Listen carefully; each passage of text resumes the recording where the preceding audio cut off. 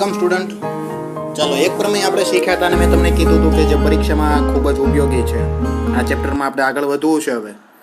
ત્યારે આપણી સામે હજુ એક બીજો પ્રમેય આવશે કે જે પરીક્ષામાં મોસ્ટ ઓફ એ અથવા આગળનો જે આપણે કરાયો હતો એ અથવા આ પ્રમેય જે અત્યારે હમણાં કરવાના છીએ એ બંનેમાંથી પૂછાતા હોય છે અને સીધા આપણે 3 થી 5 માર્ક સુધીની આપણે શક્યતા હોય છે લેવાની. બરાબર, સ્કૂલમાં આપણે પરીક્ષા લેતા હોઈએ તો આપણે ઈચ્છા મુજબ મૂકી શકતા હોઈએ.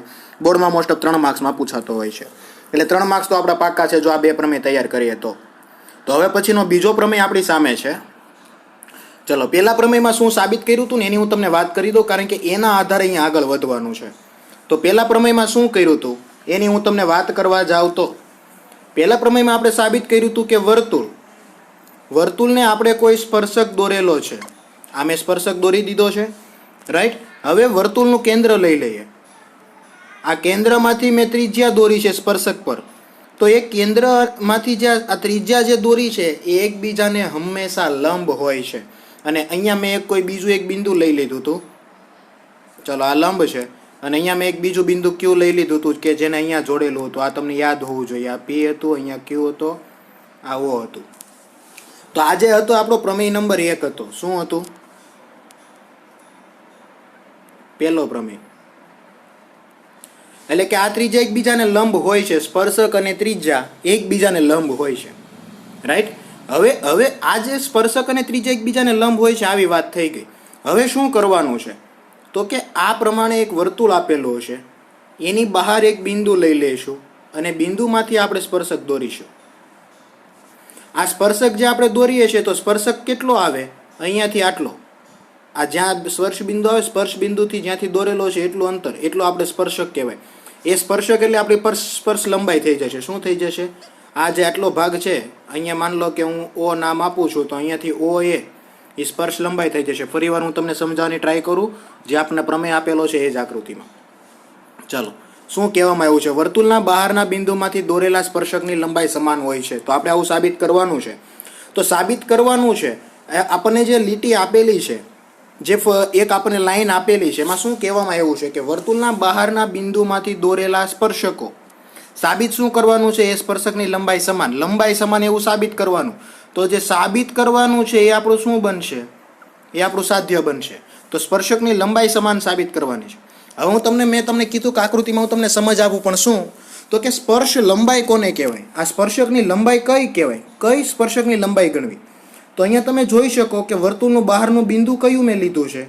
તો કે બહારનું બિંદુ પી લીધું છે, રાઈટ. આ પી માંથી મેં એક સ્પર્શક દોર્યો છે પી ક્યુ અને બીજો દોર્યો છે પી આર.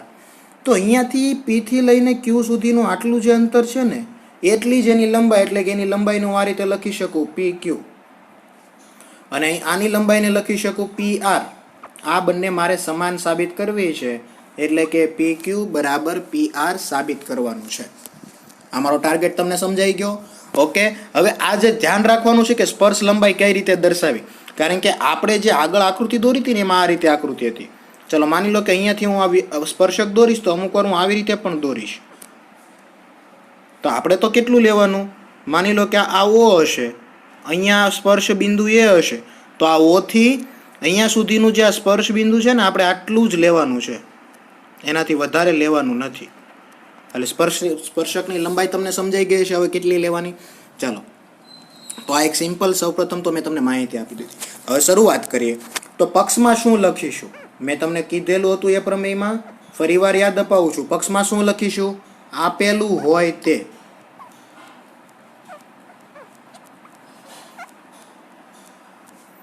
તમને આપેલા શું છે? બહારના બિંદુ. બહારનું બિંદુ કયું છે? અહીંયા પી.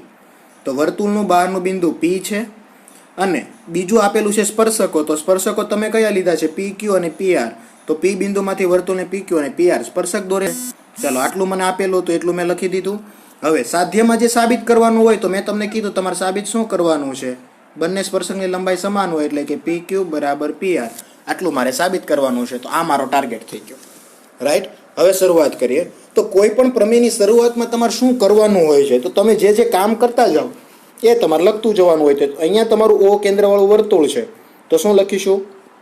ઓ કેન્દ્રવાળા વર્તુળમાં ઓ પી. ચલો, આ શું થશે? તો કે વર્તુળના બહારના બિંદુમાંથી વર્તુળના કેન્દ્રને જોડતો રેખાખંડ એટલે ઓપી, ત્યારબાદ ઓ ક્યુ અને ઓ આર. આટલું એક્સ્ટ્રા કામ કરવાનું છે. આપેલું છે આપણને આટલું જ. વર્તુળ, એની બહાર એક બિંદુ, એક ત્યાંથી સ્પર્શક છે ને એક અહીંયાથી સ્પર્શક છે. આપણને આટલું જ આપ્યું છે. આપણે શું કરવાનું છે? વર્તુળમાંથી આ ઓપી, ઓ ક્યુ અને ઓ આર આ ત્રણેયને જોડવાના છે. ચાલો, આ પહેલું કામ તમે સાબિતીમાં કરવા માંગો છો. કારણ શું છે? આ કામ કરીશું એટલે આગળ વધવાનું થશે. હવે જોજો, ચાલો, આ ઓ આર છે એક પ્રકારે ત્રિજ્યા કહેવાય કે ના કહેવાય? ઓ આર જે આપણી પાસે છે વર્તુળના કેન્દ્રમાંથી વર્તુળ સુધીનું અંતર, તો એ આપણી ત્રિજ્યા. અને આ પી આર એ શું છે? સ્પર્શક. તો આગળનો પ્રમેય શું શીખ્યા હતા? ત્રિજ્યા અને સ્પર્શક એકબીજાને કાટખૂણે છેદે અથવા એકબીજાને લંબ હોય છે. તો લંબનો મતલબ શું થયો? કાટખૂણા બનાવશે. તો અહીંયા પણ કાટખૂણો બનશે, ઉપર પણ. તો અહીંયા પણ કાટખૂણો અને અહીંયા પણ કાટખૂણો. તો એ કયા કયા ખૂણા છે? તો બોલવા જઈએ તો ઓ ક્યુ પી એક આ ખૂણો થશે. બીજો કયો ખૂણો બનશે? O P R, O R P, sorry, અહીંયા એક આર એટલે જે ખૂણો 90 નો બતાવશે વચ્ચે રાખવાનો. આ તમે જાણો છો. ચાલો, આ બંને કાટખૂણા બની ગયા. આપણે જોડ્યું એટલે, ન જોડ્યું હોત તો ખબર જ નહોતી. ચાલો, એનું કારણ અહીંયા તમને લખી દીધું. મેં તમને સમજાવ્યું કે આપણે પ્રમેય નંબર 1 પરથી ધ્યાન રાખી શકીએ. હવે જો એ કાટખૂણા હોય તો તમે અહીંયા વચ્ચે આ ત્રિકોણ બને છે આ પ્રમાણે.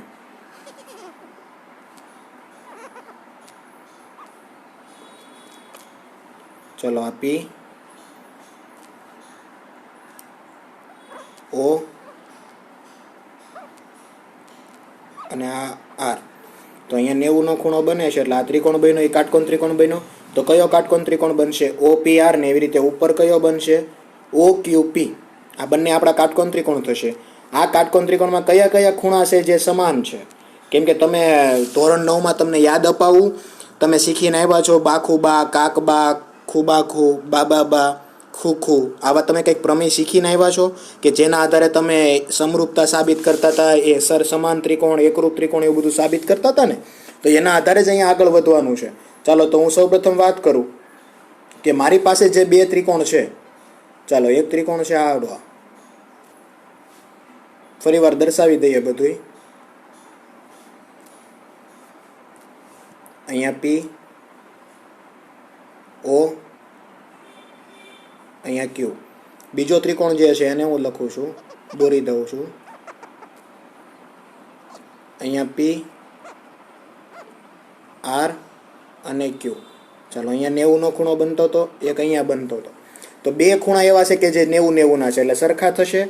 તો એ કયા ખૂણા છે? ઓ ક્યુ પી બરાબર આ ઓ છે, સોરી, અહીં મિસ્ટેક થઈ ગઈ, આપણી ઓ છે. તો ઓ આર પી. ચલો, આ બે કાટખૂણા થઈ ગયા. એક પહેલું કામ થઈ ગયું. તો અહીંયા જે પ્રમાણે આપણી પાસે દર્શાવેલું છે એ મુજબ મેં તમને લખી આપ્યું. ચાલો, એક પહેલું કામ થઈ ગયું. એટલે કાટખૂણો એટલે એક પ્રકારે આપણે જોવા જઈએ તો ખૂણો જ થયો ને. તો ખૂ યાદ રાખીશું. પછી જોઈ શકાય કે સર ઓપી અહીંયા પણ આવે છે અને ઓપી અહીંયા પણ આવે છે. એટલે બે ત્રિકોણમાં ઓપી આવે છે. તો એનો મતલબ ઓપી એક પ્રકારે સરખી થઈ જશે. એટલે એ એક આપણી સામાન્ય બાજુ થઈ ગઈ. તો ખૂણા, ત્યાર ખૂણા પછી શું આવે છે? ખૂણા પછી આવે છે સામાન્ય બાજુ. પણ આમ જોવા જઈએ તો આપણા માટે શું બને છે સામાન્ય બાજુ? એક કર્ણ. કેમ કે 90 ના ખૂણાની સામેની બાજુ કર્ણ કહેવાય. ત્યારબાદ જોવા જઈશું તો આ બંને છે શું છે? ઓ ક્યુ અને ઓ આર. તો ઓ ક્યુ અને ઓ આર એ આપણી ત્રિજ્યાઓ છે ને. તો એક જ વર્તુળ છે, એક જ વર્તુળની ત્રિજ્યાઓ તો સરખી હોય. ત્રિજ્યા જોવા જઈએ એટલે એક પ્રકારે બાજુ જ થઈ જાય. તો આટલી વસ્તુ આપણને મળી, ખૂણો, બાજુ, બાજુ. તો હવે જોવા જઈશું તો આ ખૂણો એટલે કાટખૂણાનો કા, આ બાજુ એટલે કર્ણનો ક, અને ફરીવાર આ ત્રિજ્યા છે. ત્રિજ્યા એટલે એક પ્રકારે બાજુ થશે. તો કાકબા બને છે. તો કાકબા પ્રમેય અનુસાર જે બે ત્રિકોણ આપણા છે, કયા કયા ત્રિકોણ છે? ઓ ક્યુ પી અને ઓ આર પી. આ બંને ત્રિકોણ કેવા થશે? આ બંને ત્રિકોણ એકરૂપ થશે. અને એકરૂપ ત્રિકોણ હોય તો એકરૂપ ત્રિકોણના દરેક અંગ, અનુરૂપ જે અંગ તમે લેતા જાઓ એ અંગો સમાન થાય. જેમ કે શું કહેવા માંગે છે એની વાત કરું. પી ક્યુ બરાબર આ બાજુનો પી આર, તો અહીંયા પી ક્યુ. સમજો, જો આ રીતે લખી દઉં છું. ઓ ક્યુ પી ઇક્વલ ટુ બીજો ત્રિકોણ છે ઓ આર પી. ચલો માની લો કે આનું પી આર લઉં છું તો એની સામે એની જોડી પી ક્યુ બનશે. માની લો કે અહીંયા હું ઓ આર લઉં છું તો સામે જોડી અનુરૂપનો મતલબ આવો થાય, ઓ ક્યુ સમાન થશે. માની લો કે હું ઓ પી લઉં છું તો અહીંયા પણ ઓ પી તમે જોઈ શકો છો સમાન આવે છે. તો એ સમાન છે તો એના આધારે મારે જે સાબિત કરવું હતું એ શું સાબિત કરવાનું હતું એ જોઈ લઈએ. તો સાધ્યમાં લખ્યું છે બંને સ્પર્શક કયા હતા, પી ક્યુ અને પી આર. તો મારે P Q equal to P R કરવા છે તો આ બંને છે. તો એ ઓલરેડી તમે જોઈ શકો સાબિત થઈ શકે. તો પી Q equal to P R તો એ સાબિત થાય. આ બંને છે આપણે સાબિત કર્યું છે એ શું છે, એ જે સાબિત કર્યું છે એ છે સ્પર્શકની લંબાઈ.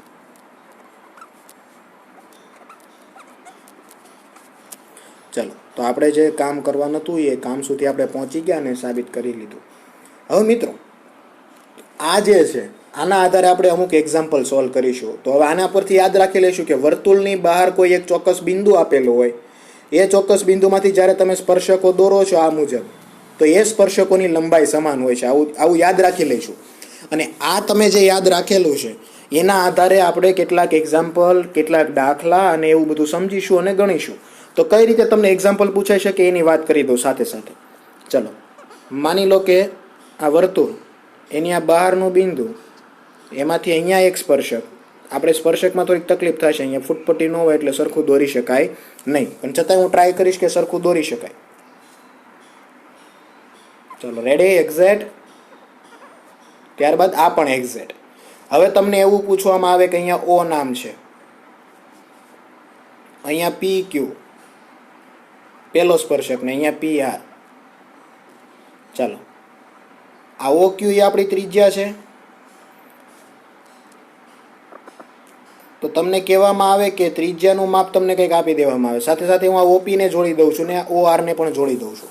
તો એ જ આકૃતિ આપણી પાસે ફરીવાર થઈ છે. હવે જોજો, ચાલો હું તમને એવું કહું કે અહીંયા આ કાટખૂણો હશે, રાઈટ. હું એવું કહું કે ત્રિજ્યા 3 છે, રાઈટ. તો ત્રિજ્યા એ 3 હોય તો આ નીચેની પણ 3 થશે, કારણ કે વર્તુળની ત્રિજ્યા તમે ગમે ત્યારે કોઈ પણ એક જ વર્તુળની હોય તો બંને ત્રિજ્યા સમાન જ હોય, એમાં અલગ અલગ આવે નહીં. અહીંયા પણ 90નો ખૂણો હશે. સાથે સાથે હું એવું કહું કે આ વચ્ચેનું જે ઓપી છે એ 5 છે, ઓપી 5 છે. તો તમને એવું કહું કે આ સ્પર્શક શોધો, એટલે કે પી ક્યુ એની લંબાઈ શોધો, સાથે સાથે પી આર એની પણ લંબાઈ શોધો. હવે તમે જાણો છો કે વર્તુળના બહારના બિંદુ P માંથી દોરેલા બંને સ્પર્શકોની લંબાઈ સમાન હોય છે, એવું આપણે અહીંયા સાબિત કરેલું હતું. તો એના આધારે તમારે કોઈ પણ એકને જ શોધવાનું છે. કોઈ પણ એક શોધશો એટલે તમને બંનેની કિંમતો મળી જશે, રાઈટ. તો હવે શું કરીશું અહીંયા, તો એ તમારે દરેકની કિંમતો હવે શોધવાની જરૂર નથી. તમે કોઈ પણ એક ત્રિકોણ પકડી લો એટલે ડાયરેક્ટલી તમને આન્સર સુધી પહોંચી શકાશે. જેમ કે હું ઉપરનો એક ત્રિકોણ લઈ લઉં છું, જેનું નામ છે અહીંયા પી, અહીંયા ઓ, અહીંયા ક્યુ. ચલો આ ખૂણો 90નો છે, આ 3, આ 5.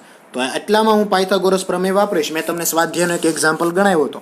પાયથાગોરસ પ્રમેય વાપરીશ એટલે તમે ચેક આઉટ કરી લેજો, ગણતરી કરી લેજો, આન્સર 4 આવશે. આ તમે ત્રિપુટી જાણતા હોય તો આન્સર લખી શકો. તો એક સ્પર્શકની લંબાઈ એટલે કે પી ક્યુ તમને 4 મળી ગયો. તો હવે આને શોધવાની જરૂર નથી, એ પણ 4 જ મળશે, કારણ કે સ્પર્શકની બંને લંબાઈ સમાન હોય છે. પછી અમુક વાર કેવું કરશે એ હું તમને સમજાવું છું, એ ધ્યાન આપજો. ચલો અમુક વાર હવે કેવું કરશે, આ જે તમને 5 આપી દીધો તો એના બદલામાં તમને એવું કરે, આ એક સ્પર્શક આપી દે, આ 4 છે, બરાબર. અને તમને આ ત્રિજ્યા ન આપી હોય, આ ત્રિજ્યા પણ ન આપી હોય, અને તમને એવું કહે કે ઓ આર શોધો. હવે આપ્યા છે ઉપરના ત્રિકોણના માપ, તમે જોજો આપ્યા છે ઉપરના ત્રિકોણના માપને શોધવાનું કહેશે નીચેના ત્રિકોણનું. તો તમે જાણતા હોવા જોઈએ આ 4 છે તો આ પણ 4. ચાલો એ 4 થઈ જશે, એ 4 તમને મળી જાય તો આ તમારે નીચે કાટકોણ ત્રિકોણ બને જ છે ને, જેમાં અહીંયા 90નો ખૂણો, આ 4, આ 5, તો આ 3 આવશે. તો અહીંયાથી તમે આ રીતે શોધી શકો. એટલે આ પ્રમેયનો ખૂબ ઉપયોગ છે કે જેના આધારે આપણે દરેક વસ્તુ સોલ્વ કરી શકીએ છીએ અને વગર ભૂલે ને વગર પ્રોબ્લેમ. અને પ્રમેય તમે જોઈ શકો ખૂબ નાનો છે ને બેઠા 3 માર્ક્સ લેવાના છે, રાઈટ. તો આ પ્રમેયને આપણે યાદ રાખીશું અને આના આધારે આગળ એક્ઝામ્પલ સોલ્વ કરીશું. Thank you.